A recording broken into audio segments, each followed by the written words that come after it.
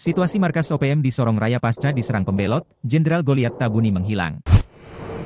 Situasi markas OPM wilayah Sorong Raya sedang tidak baik-baik saja.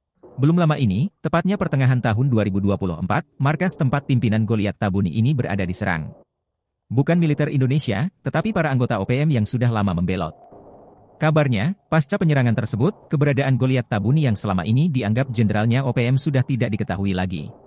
Jubir OPM, Sebi Sambom, membenarkan kondisi tersebut.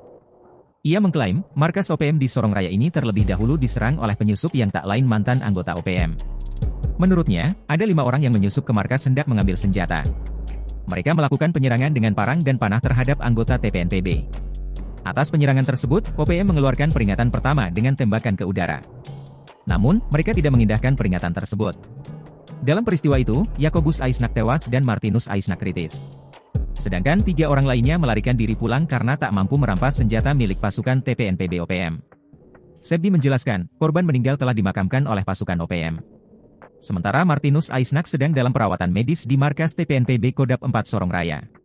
Dikatakan Sebi, Yakobus Aisnak dan Martinus Aisnak sebelumnya dikeluarkan sebagai anggota TPNPB Kodap 4 Sorong Raya tahun 2023. Mereka diajak oleh Yunus Aisnak dan aparat untuk merampas senjata milik pasukan TPNPB Kodap 4 Sorong Raya dari markas OPM. Nantinya diserahkan kepada militer Indonesia untuk penghapusan nama dari daftar pencarian orang dari pihak aparat militer Indonesia.